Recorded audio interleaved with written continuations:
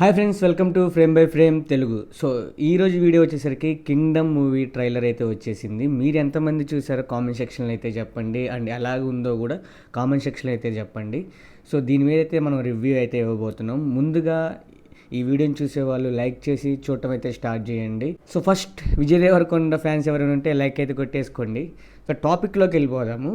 Kingdom trailer. So నేను ఇది ఇందాకే చూశాను.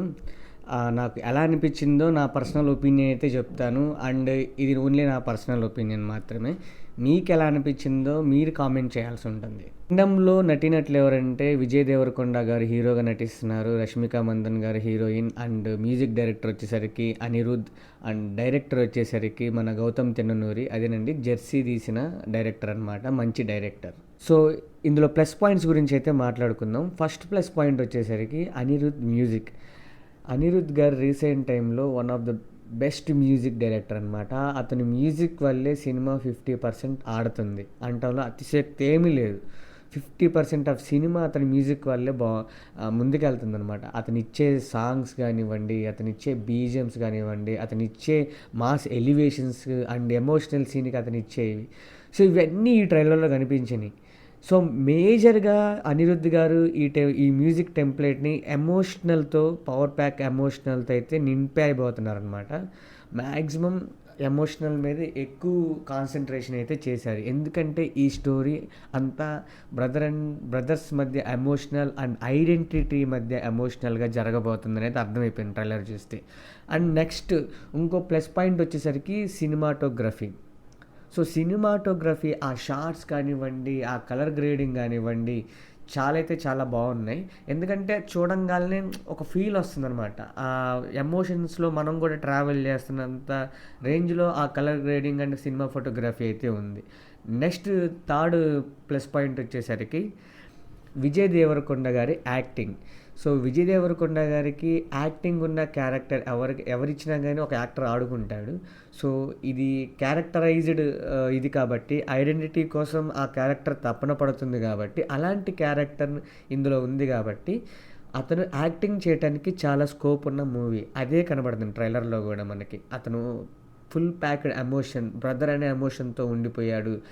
తన తన రాజ్యానికి, ఐ మీన్ తనని సపోర్ట్ చేసే ఆ గ్రామానికి కానీ, ఆ ఊరి కోసం కానీ అతను పడే బాధ, అది విలన్స్ నుంచి తను ఎలా బయటికి తీసుకొచ్చాడనే సిచ్యువేషన్ ఆఫ్ యాక్టింగ్ అతనిలో అయితే కనపడుతుంది. సో అదొక ప్లస్ పాయింట్.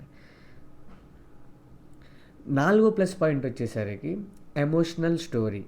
సో మనం ఏదైనా కానీ KGF is the emotional story, mother and son. So ఇక్కడేంటి, కేజీఎఫ్లో మదరు తన కొడుకుని తన పేదరికం నుంచి బయటపడి, నువ్వు ఇలా పేదరికంగా చనిపోకూడదు, నువ్వు ఒక ఉన్నతమైన స్టేజ్లో నువ్వు చనిపోవాలి అని తను బలంగా కోరుకునిద్ది అనమాట. ఆ కోరికని తీర్చడానికి అతను ఏ సిచ్యువేషన్ అయినా ఫేస్ చేస్తాడు. సో ఇందులో కూడా అంతే. తన బ్రదర్ కోసం, అతను తన ప్రాంతం కోసం అతను ఎంత ఎండుకెళ్ళైనా వెళ్ళిపోతాడు, ఎవరినైనా కానీ తగలబెట్టేస్తాడనమాట. సో డైలాగ్ అదే అనమాట. సో ఈ పాయింట్ మీద స్టోరీ అయితే వెళ్తుంది కాబట్టి ఎమోషనల్ అనేవి పండితే మనం చాలా కనెక్ట్ అవటం, పండకపోతే అది కామెడీ పీస్ అయిపోయింది. సో ఎలా ఉండిద్దో మనం సినిమా చూసిన తర్వాత మాట్లాడుకుందాం. సో ఈ 4 ప్లస్ పాయింట్స్ అయితే నాకు కనిపించినాయి. ఇప్పుడు మనకి కాయిన్కి రెండో సైడ్ కూడా ఉంటుంది కాబట్టి ఇందులో నెగిటివ్ పాయింట్స్ కూడా మాట్లాడుకుందాం. ఇందులో నెగిటివ్ పాయింట్స్ వచ్చేసరికి వావ్ మూమెంట్ అయితే లేదు. ఇప్పుడు కేజీఎఫ్లో ఆ జర్నలిస్టు తన గురించి ఎక్స్ప్లెయిన్ చేసేటప్పుడు ఆ క్యారెక్టర్ గురించి, ఇప్పుడు మీ హీరో ఏం చేస్తాడు, అంతా అయిపోయింది కదంటే సింహం నుంచి వచ్చే శ్వాస భయంకరంగా ఉంటుందని చెప్పి ఒక ఎలివేషన్, ఒక వావ్ మూమెంట్ ఇస్తారు కదా, అలాంటి వావ్ మూమెంట్స్ ఇందులో ఏం కనపడలేదు. జస్ట్ లైక్ ప్లెయిన్ ఒక బ్యాలెన్స్డ్ వేలో అయితే వెళ్ళిందనమాట. ట్రైలర్ ప్లాట్ మొత్తం ఒక బ్యాలెన్స్డ్ వేలో వెళ్ళింది. ఇట్లా హెచ్చులు తగ్గులు ఏమీ లేవు, అట్లా బ్యాలెన్స్డ్గా తీసుకెళ్ళిపోయారు వాళ్ళు. ఎందుకో మరి జస్ట్ ఏంటంటే ట్రైలర్లో కూడా మనకేం చూపించలేదు. అంతకుముందు ట్రైజర్లో వచ్చింది, ట్రైలర్ అనౌన్స్మెంట్ వచ్చిన షార్ట్స్ని నెక్స్ట్ యాంగిల్స్లో చూపించారు అంతే, అంతకుమించి ఇంకేం ఎక్కువ చూపించలేదు. కాకపోతే ఏంటంటే బ్రదర్స్ ఇద్దరు కొట్టుకునేది అయితే చూపించారనమాట. సో అలాగా ప్లెయిన్గా ఉంది. వావ్ మూమెంట్ అనేది మిస్ అయ్యాం. మీకు ఎలా అనిపించిందో కామెంట్ సెక్షన్లో అయితే చెప్పండి. రెండో నెగిటివ్ పాయింట్ వచ్చేసరికి ఆల్రెడీ ఐడెంటిటీ కోసం ఉన్న క్యారెక్టర్స్ ఇప్పటిదాకా మనం చూసాము, అవి ఇండస్ట్రీ హిట్స్ అయినాయి. ఒకటి కేజీఎఫ్ అయితే, రెండోది పుష్ప.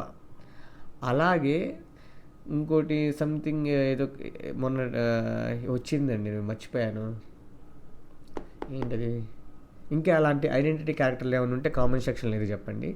సో అలాగే ఆల్రెడీ 2 కథలు మనం ఆల్రెడీ చూస్తున్నాం కాబట్టి సేమ్ స్టోరీ లైనప్ కాబట్టి వాళ్ళు ఎంత కొత్తగా ఎంగేజింగ్గా స్క్రీన్ ప్లే ఎంత కొత్తగా చూపించారు. అండ్ ఇంకోటి ఆ సస్పెన్స్ క్యారెక్టర్స్ని, ఆ సస్పెన్స్ పాయింట్స్ని వీళ్ళు ఎంత బాగా దాచిపెట్టగలిగారు, అది ఎంత బాగా రివీల్ చేయగలిగారు అని దాని మీద ఆధారపడి ఉండిద్ది.